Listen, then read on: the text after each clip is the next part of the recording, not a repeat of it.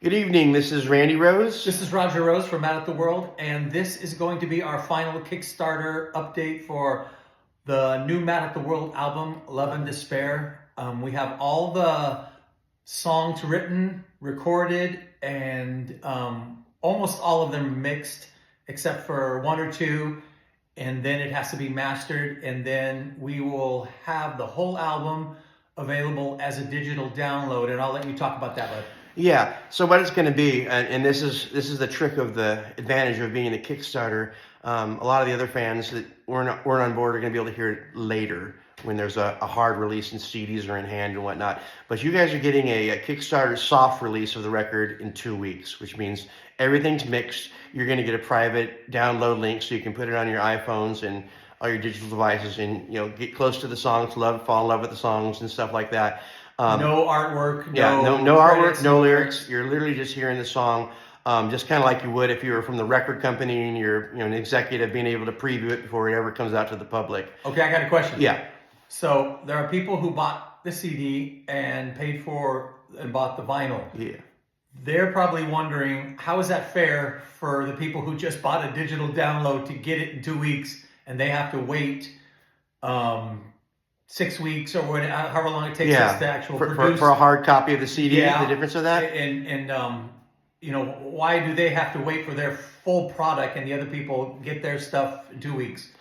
Well, the difference is everybody that from the smallest package, the literal smallest package or smallest tier, includes a download. There's no way to get around it. And literally the biggest package, like playing on the record, or some people have doing the artworks and real big things, they're getting a download too. So there's no way to it'd be unfair to anybody else not to let everybody have it. So the idea is, the main thing is you get to hear the songs. That you're getting an introduction before anybody else gets to hear it. You get to love the music before. So I mean, technically, that's the only way it can be fair, is releasing it to everybody that has participated in this campaign. The big difference is, the rest of the world isn't going to hear it. You're going to be able just to have it for you and your family, much earlier than the rest of the world, because it will be about 6 to 8 weeks. Honestly, even after the 2 weeks, to be able to get hard copies of the CDs. And vinyl is a different story. I actually do a separate master for the vinyl because they don't take as much low end.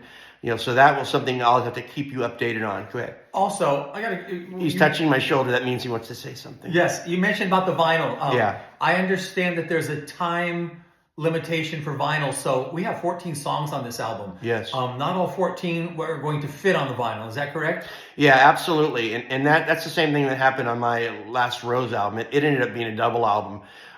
We're not going to make a double album with one album with 4 songs on it. We can't do that. But we're going to select what I believe represents, the core of this album.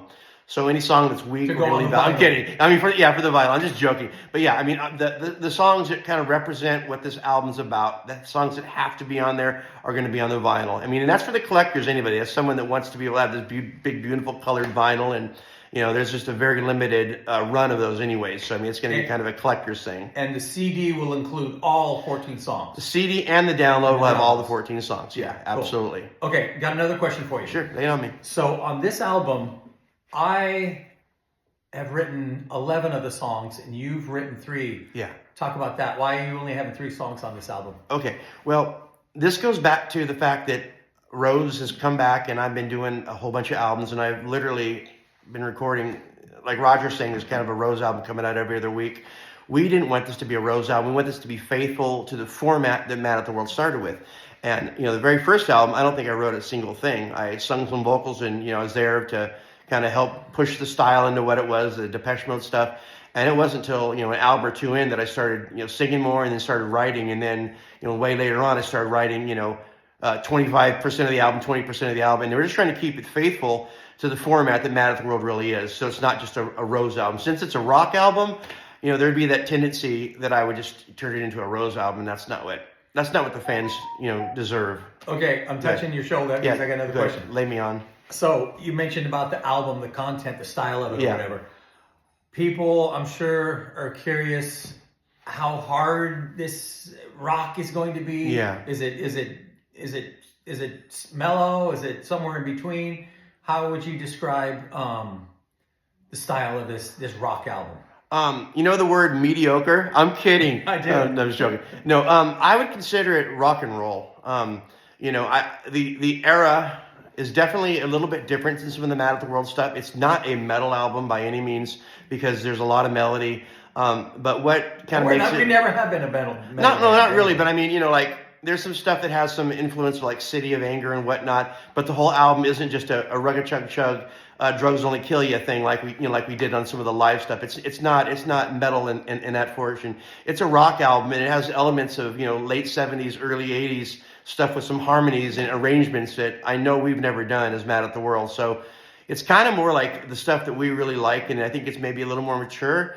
So it's a rock album, but I think it's just rock and roll. I think it's Mad at the World doing rock and roll. I mean, what do you think about it, Roger? I mean, you wrote most of it. Well, I would just say, if you're a Mad at the World fan, I don't think you're going to be disappointed. Yeah. But you will be surprised because you're going to hear us doing some stuff that we've never done before.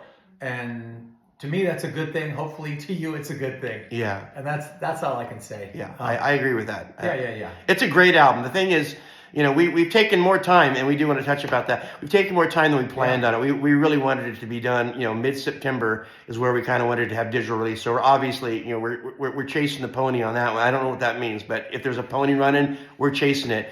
Right. And that's why we're going to do this digital release, the soft release, way before we do hard copy. So we just want you guys to hear it, and you realize, okay, this is what we're in for. This is the record, and we're getting a taste of it early, which is cool. But yeah, it definitely take longer. I've moved. I'm in a different studio than our last update.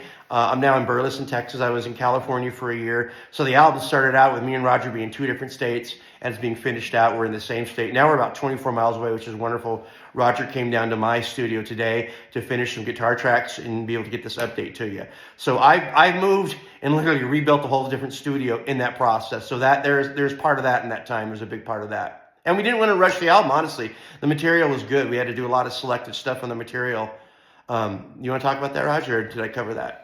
No, I think we're good. We had some guest performers on the album. Yeah. And that will all be in the credits. You want to tell them who's played that hasn't played in the last probably, 20 years? There's a couple. Yeah, Mike Pendleton. Yeah, he played on the album. Brent Gordon played on the album. Joe Giddings did these incredible kind of Queen style harmonies on two of the songs. And Joseph Cryer played bass on one of the songs. Yeah. Go ahead. And Jason Ames is also playing. And actually we're going to be getting that track this week. We had another guest bass player that's coming in, and he wrote the lyrics too. And we also had another songwriter write lyrics. So there's been a lot of stuff that to put this together. It's not just us locking ourselves in the studio and doing our own thing. There's a lot of incorporating that we had to do, on this record, and that does take some time too. But the record's ready to go. It's ready basically to be mastered after just a couple days more of work.